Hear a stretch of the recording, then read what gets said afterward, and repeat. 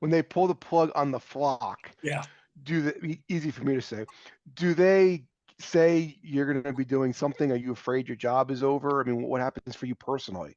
Great story. Great question, because when I was in the flock, we did every Nitro. We did every Thunder. We did every pay-per-view. We did every Saturday night taping. We were on everything. My first year on TV, I wasn't under contract, but I was getting paid per appearance. I was getting $500 a night, and we were doing every show. And for a young kid getting paid to live out his dream, it was a lot of money. When the flock ended, though, okay, what's Lodi got? Right. And truly, I stopped being booked on Nitro, stopped being booked on Thunder, and I'm getting booked for like every other Saturday night show, which we taped every 2 weeks. And Lenny said, "Hey man, what do you think about us being a tag team?" I said, "Lenny, what are we going to do? Be Lenny and Lodi the losers? I mean, like, what do we have to offer as a tag team? Because they're not doing anything with you, they're not doing anything with me." He goes, "Well, hear me out. I know you're friends with Kevin Nash." Kevin Nash was booking at the time. He said, "Have you ever seen the ambiguously gay duo from Saturday Night Live? Like, what if we just played off that? We're not gay, but we just play off that. And like, I got an idea for a vignette. We're walking down the beach. You got an ice cream cone. I got an ice cream cone. Well, your ice cream falls off." And I'm like, "Hey, Lodi, have some of mine." This is no good, right? I said, "Lenny, No, this is great. Are you kidding? So, I love this stuff. Here's the pitch. Lenny said, "Lodi, you can talk to Nash and he'll listen." And I said, "Okay, Lenny, here's the deal. If you'll go home and type this up for me, show up at TV, you put it in my hand so it's all written out and explained, I promise you I'll take it to Kevin." I know Lenny's not going to go home to Minneapolis and type anything up, right? I show up for TV 2 weeks later. "Hey, Lodi, I got something for you." "Lenny, what?" "You told me to type that thing up. Here, take it to Nash." He hands me 3 typewritten pages.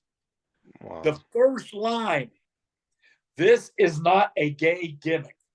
I said, "Bro, what do you mean? That's the opening?" Because I want to make sure they knew that we Where weren't do you trying go to from be there? gay. That's never going to fly. I'm like, "Bro, I can't take this to Kevin." He goes, "Man, you promised."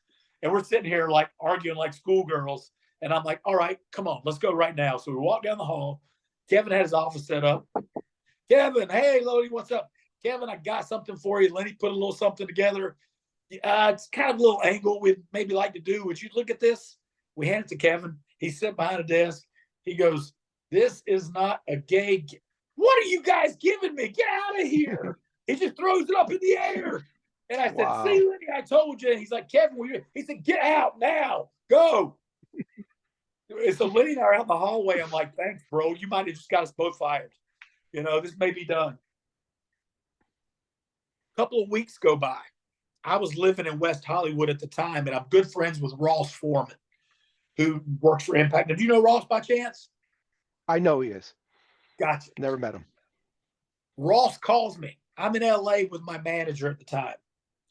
"Lodi, what are you doing?" "I'm in a meeting, Ross. What do you want?" He's good friends with Kevin. He goes, "You're going to get a phone call in 5 minutes.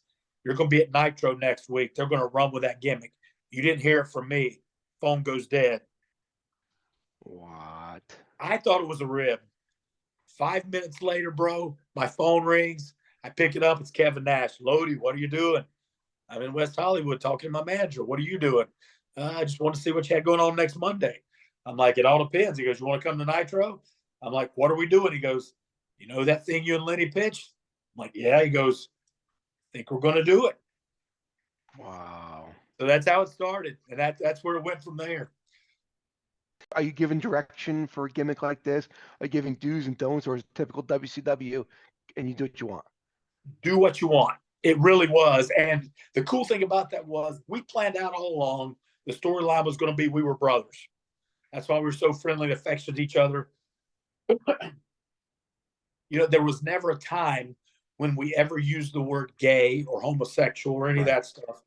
We painted our fingernails. We had crushed velvet shorts, and we hugged each other. We wore body glitter, but we never. So what happened was some of the vignettes in the back were really funny.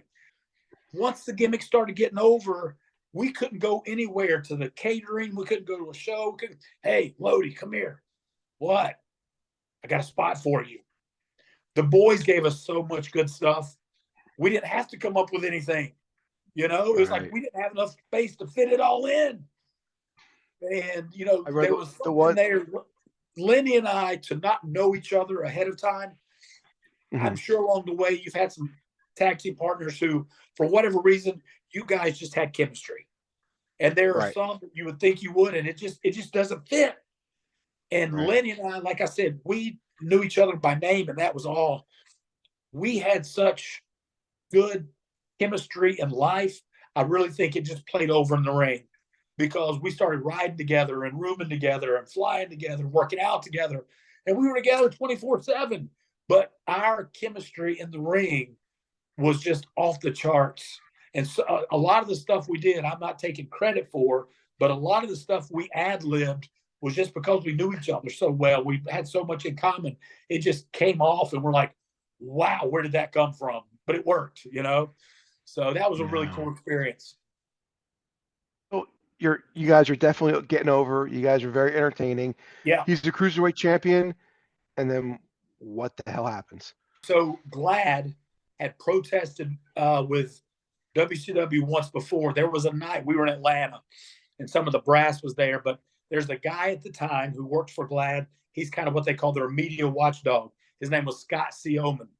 And he complained that at the end of our vignette, it panned back to the room we walked out of, and the door said closet. So he complained to WCW that was offensive. And WCW said, well, we're a weekly episodic show. We'll never show that again, blah, blah. A couple of months go by, and this guy comes out with like 5 criteria that he felt like we need to get kicked off TV for, because he said we had lied about not re-showing that closet segment again. It never aired again, but that was one of his 5. He said, I was announced in every arena as Lenny's homosexual partner. We never used those words on TV. They said he was upset that we never won a match. You already told me Lenny was the cruiserweight champ. How do you have a belt and maintain it if you never win a match? I mean, make this stuff make sense, bro. One of the 5 things was they would have been fine if the characters weren't new. If Lenny and I had been on TV before this, they would have been okay with it if we were established characters. I've been on for almost 3 years, and Lenny been on longer than I had. So the thing was, nothing they said made sense, but it's the whole time with the AOL Time Warner merger, and they were like, hey, no worries, we're not going to fight this. You want them off TV? We took them off TV. And so Lenny and I were doing a vignette at the time. We were in the shower. We had boxers on. We were going to do a thing. Lenny was nervous. We had this big meeting with J.J. Dillon, and Lenny was going to drop the soap. And when he bends over to pick it up, I look into the camera with big eyes, right? So we're getting ready to film this thing, and, you know, we're all excited because it's going to be funny. And about that time, Arn comes running in the locker room. He goes, boys, out of the shower. We got to be brothers. We got to go shoot it right now. We're all in trouble. I'm like, what do you mean? He goes, yeah, we got to change your guys' stuff up tonight. We're getting in trouble. So we shot the vignette that said that where JJ said, I know you guys, Lenny, Lodi, you know, you're not the only 2 here. We know the truth. You guys are brothers. And we're like, yeah, you got us. We're brothers. So, but we had to speed the angle up and go to that. And then they took us off TV for about 6 months. So the internet was just kind of becoming a thing, and emails and whatever. Yeah. I had 2 GLAAD field coordinators contact me. They quit their jobs because they were so upset that GLAAD was who got us kicked off TV. They were like, you guys were so entertaining. You did nothing offensive. And the fact that we are part of a group that got you guys kicked off TV, we quit.